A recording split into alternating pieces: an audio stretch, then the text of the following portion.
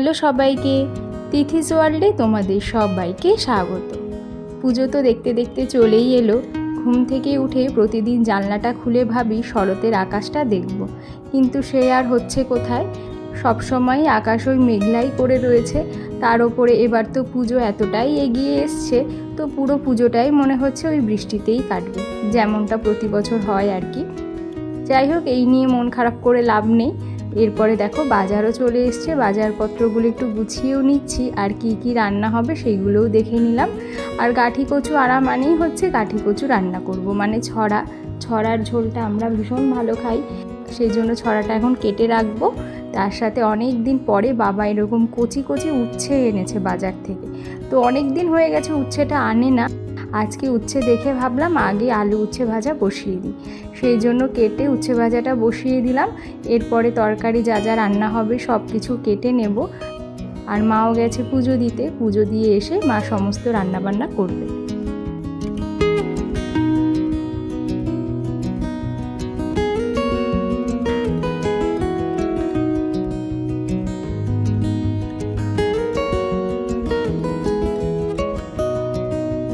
আর এই যে মাম্মা যত বড় হচ্ছে তত বায়না বাড়ছে। দাদু আর বাবাকে দিনের মধ্যে যতবার বেরোতে দেখবে ততবারই কান্নাকাটি, তাড়াতাড়ি করে এসে আগে জুতোটা পরে নেয় পায়, মানে সবসময় রেডি থাকে, যখনই দেখবে কেউ বেরোচ্ছে দৌড়ে মানে গাড়িতে উঠে যাবে। সেই জন্য আজকেও দাদুর সাথে গিয়েছিল গাড়ির তেল ভরতে, তো ওখান থেকেই আসলো। ততক্ষণ দেখো আমি এখানে রান্নাঘরে সমস্ত কৌটো কালকেই ধুয়ে দিয়েছিলাম, আরও বেশ কিছু ছিল, সেগুলো আবার আজকে ধুলাম। তো কালকেরগুলো সারা রাতে মোটামুটি শুকিয়েই গেছিলো, তাই এখন এগুলোকে গুছিয়ে নেব। আর তার সাথে রান্নাটা হয়ে গেলে মায়ের এই কৌটোগুলোকে আবার রিফিলিং করে রেখে দেব। তো টুকটাক করে কিন্তু আমাদের সমস্ত বাড়িটাই পরিষ্কার এখন হয়ে গেছে। আসলে এই সপ্তাহটা ধরে এই সব করতে করতে সেইভাবে আর ভিডিও করে ওঠা হয়নি, তাই খুব ছোটোর মধ্যে তোমাদের সাথে ভিডিওগুলো শেয়ার করছি, বা ক্যামেরার সামনে এসে বেশি কিছু দেখাতেও পারছি না। তো যাই হোক, এদিকে দেখো কৌটোগুলোকে আমি ভালো করে ঢাকনা আটকে নিয়েছি। এবার রান্নাঘরে গিয়ে জায়গা মতন সব কিছু গুছিয়ে রাখবো।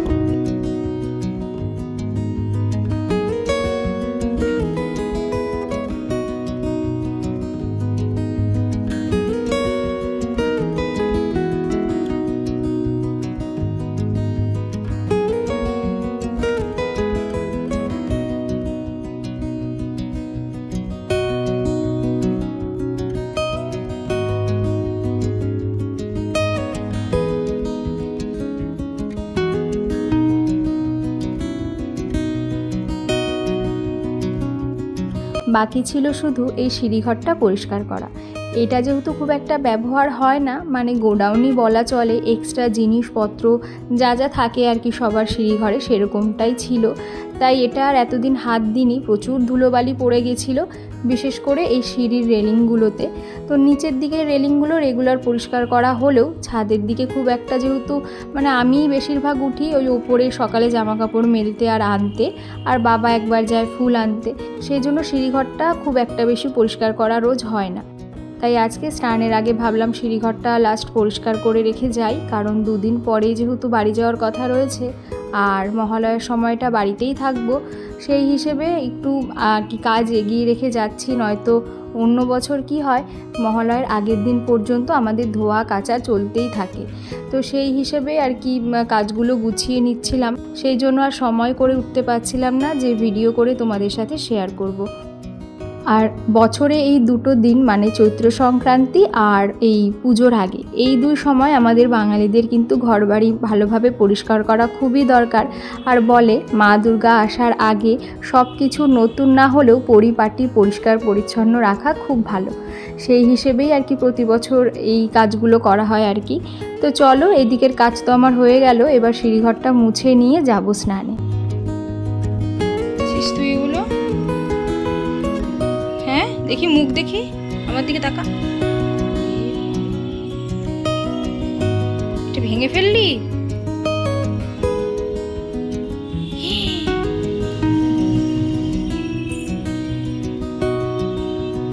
কি করেছিস আয়নার মধ্যে?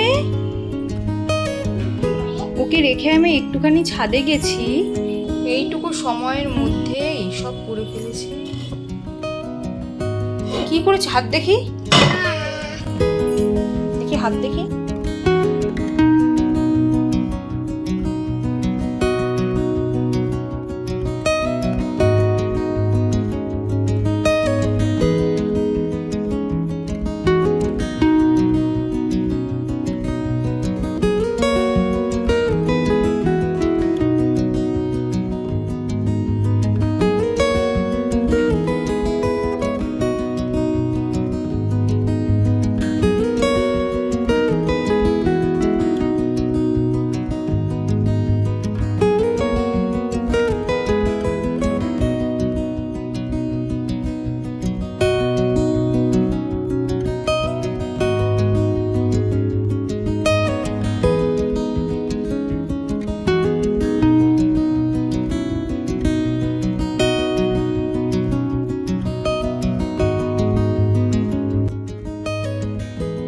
বলো বলো ঠাকুর, বিদ্যা দাও, বুদ্ধি দাও, বলো। তারপর তারপর কি দেবে? সেটা কি? বিদ্যা দাও, বুদ্ধি দাও, বলো।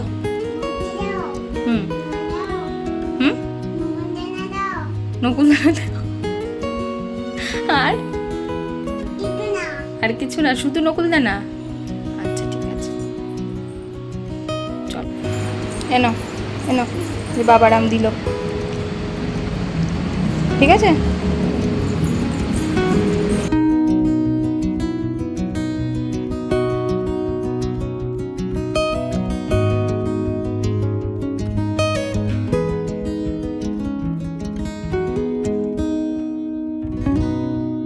খাওয়া দাওয়া করে আর শুইনি, রেডি হয়ে এখন বেরোচ্ছি, যাবো একটু পার্লারে।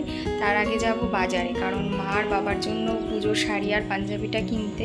এর মধ্যেই বাড়ি যাওয়ার কথা রয়েছে, একটা কারণেই বাড়ি যাওয়া হবে, একটা অনুষ্ঠান রয়েছে। তো এর পরের ভিডিওতে হয়তো তোমাদের সাথে শেয়ার করতে পারবো। তো জামা কাপড় কিনে নিয়ে যাব পার্লারে আইব্রো করতে। তার সাথে আরও একটা ইচ্ছে নিয়ে যাচ্ছি, জানি না কি হবে, সেটা নিয়ে একটু টেনশানে রয়েছি। তো দেখা যাক, ভিডিওটা তোমরা দেখতে থাকো, আস্তে আস্তে তোমাদের সাথে সবটাই শেয়ার করব। তো চলো এখন বেরোই, আর দেরি করব না, কারণ তাড়াতাড়ি গেলে তাড়াতাড়ি বাড়িও ফিরতে পারবো। তো চলো যাওয়া যাক। প্রত্যেকটা রাস্তাতেই মোটামুটি পুজোর আগে এরকম কাজকর্ম শুরু হয়ে যায়। বিশেষ করে আমাদের এই রাস্তাটাতে পুজোর সময় প্রচণ্ড চাপ থাকে। তার ওপরে বর্ষায় মানে রাস্তার অবস্থা খুবই খারাপ ছিল, তাই কাজকর্ম চলছে আর কি। এইসব ডিঙিয়েই চলে আসলাম পাঞ্জাবির দোকানে, বাবার জন্য একটা পাঞ্জাবি নেব বলে। তো প্রথমেই হালকার ওপরেই কিছু পাঞ্জাবি দেখছিলাম, এই পার্পল কালারের পাঞ্জাবিটাই আমার বেশি পছন্দ ছিল। কিন্তু পরে ভাবলাম এই যে সারা পাঞ্জাবিতে সিকোয়েন্সের কাজ করা রয়েছে, যদি বাবা না পরতে চায়, যে মানে আলো পড়লে পরে একদম চিকচিক করবে, হয়তো পরতেই চাইলো না লজ্জায়, সেই কথা ভেবে পরে এটা চেঞ্জ করে অন্য একটা পাঞ্জাবি নিয়েছি, যেটা ভীষণ পছন্দ হয়েছে আমার। তো তোমাদেরকে পরে দেখাবো যে কি পাঞ্জাবি কিনলাম।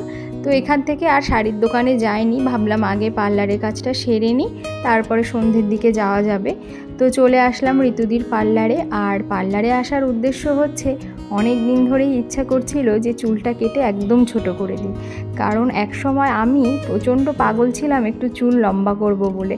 আর সেই আমি এখন 2 বছর ধরে শুধু কিভাবে কেটে চুল ছোট করা যায় সেই চিন্তা ভাবনা করছি। প্রথম দিকে একটু খারাপ লাগছিল, চুলটা এতটা শর্ট হয়ে গেছে, এত ছোট কোনো দিনই আমার চুল আমি রাখিনি বা কাটিও নি। আর আমি যেহেতু স্টেপ কাট দিয়েছিলাম, তো আমি জানতাম যে চুলটা আমার অনেকটাই শর্ট হয়ে যাবে। আর ঋতুদির ওপর আমার পুরোই বিশ্বাস ছিল, সেই ভরসা নিয়েই দিদির কাছে যাওয়া। তো আলটিমেটলি যে লুকটা এসছে সেটাতে আমি ভীষণ খুশি ছিলাম। আর কিছু কিছু সময় দেখবে নিজের এইরকম একটু একটু পরিবর্তন কিন্তু জীবনে খুব দরকার, এতে নিজে অনেক বেশি হ্যাপি থাকা যায়। তো আমাকে এই লুকটায় কেমন লাগছে তোমরা কিন্তু অবশ্যই জানিও। দেখ মাকে ভালো লাগছে, ভালো লাগছে সত্যি সত্যি। দেখো তোমার মতন হয়ে গেছে আমার চুলটা।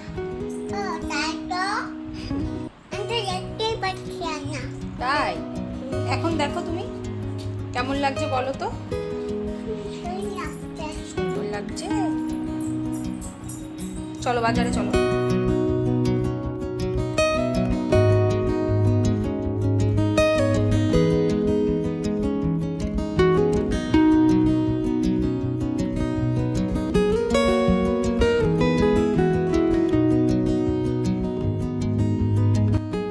যথারীতি আমি আর মাম্মাকে নিয়ে চলে আসলাম বাজারে। আর মারও টুকটাক কিছু কেনার ছিল, আমারও কেনার ছিল, সেই সব তো কিনলামই। আর মাম্মার জন্য একটা জুতোও খুব দরকার ছিল, তো মাম্মাকে একটা জুতোও কিনে দিয়েছে। তো অন্য কোনো ভিডিওতে তোমাদের সাথে সব কিছু শেয়ার করব, এটাতে আর করলাম না। কারণ সমস্যাটা কি হয়েছে, যখন সময় সুযোগ হয়, কখনো দিনের বেলা, কখনো দুপুরের দিকে, কখনো আবার বিকেলেও হয়। তো যখন যার সময় হচ্ছে তখন বেরিয়ে গিয়ে কখনো একটা কখনো দুটো জিনিস কিনে নিয়ে আসছে। সেই জন্য না পার্টিকুলার একটা ভিডিওতে তোমাদেরকে মানে পুরো পুজোর শপিং ব্লগ হিসেবে কিছুই দেখাতে পারি না। তো সেই কারণে একটা ব্লগে তোমাদেরকে সব কিছু শেয়ার করব যে কি কি কিনলাম। যদিও পুজোর শপিং এবার আর আমাদের সেইভাবে কিছুই হচ্ছে না, আগের বারও একই কথা বলেছিলাম আর এবারও একই কথা। সব কিছু তোমাদের সাথে আস্তে আস্তে শেয়ার করব, সেই জন্য নেক্সট ভিডিওটা দেখতে কিন্তু কেউ ভুলো না। তো নেক্সট ভিডিওটা ভীষণ সুন্দর হতে চলেছে, আশা রাখি তোমাদের সাথে সবটা শেয়ার করতে পারবো। তো এরপরে বাড়ি চলে আসলাম, আর আসার সময় নিয়ে এসেছিলাম গরম রসগোল্লা আর আমিত্তি। খাওয়া দাওয়া করেই এখানে রাতের রুটি আর ডিমের মামলেট করে নিলাম। আর এর সাথে ভিডিওটাও আজকে এখানেই শেষ করছি। খুব ছোটোর মধ্যে তোমাদের সাথে ভিডিওটা শেয়ার করলাম, কেমন লাগলো অবশ্যই কিন্তু জানিও।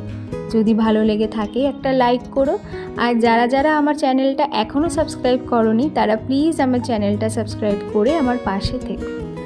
আবারও খুব তাড়াতাড়ি দেখা হচ্ছে নতুন ভিডিওতে। সবাই ভালো থেকো, সুস্থ থেকো। Thank you.